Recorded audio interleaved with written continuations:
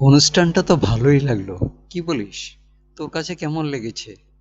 ভালো লেগেছে আর খারাপ লেগেছে, যাই লেগেছে। এখন তো রাত্রি হয়ে যাচ্ছে, ভয় তো লাগছে ভীষণ।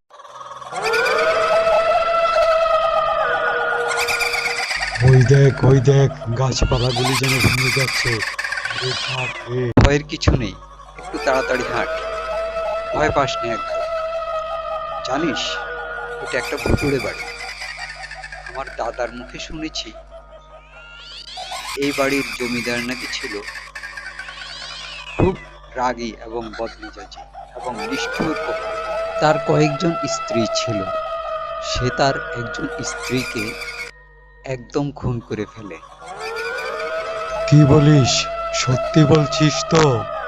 তোর কথায় তো গা শিউরে উঠছে, ভীষণ ভয়ও লাগছে আমার। জমিদার তার স্ত্রীকে জ্যান্ত মাটির নিচে পুঁতে ফেলে। তারপর থেকেই সেখানে প্রতি রাত্রিতে তার প্রেতাত্মা ঘুরে বেড়ায় এবং আওয়াজ করতে থাকে, মানুষকে ভয় লাগাতে থাকে। চল চল, আমরা তাড়াতাড়ি চলে যাই, চল। ওই দেখ, ওদিকটায় দেখ, কত বড় বড় চোখ, লাল চোখ, ওরে বাপ রে! আমি গেলাম। ওরে বাপ রে, ভীষণ বড় ভূত! ও মা গো, রে বাবা রে! ও ভূত দাদা, আমাদের ক্ষমা করে দাও, আমরা আর কখনো এই দিকটায় আসবো না।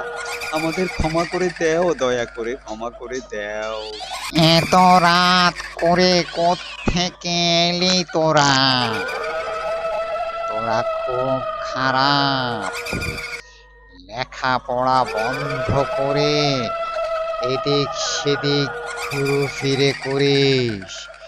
তোদের ঘাড় মটকে দেওয়াই দরকার, তাহলেই তোদের শিক্ষা হবে। ভূত দাদা, দয়া করে আমাদের ঘাড় মটকাবেন না। আমরা আর কোনোদিন রাত্রিবেলা কোথাও যাব না, দয়া করুন। ঠিক আছে, তাহলে তোদের ক্ষমা করে দিলাম।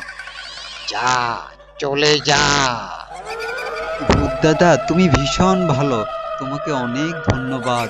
আমরা যাচ্ছি, যাচ্ছি গো, যাচ্ছি।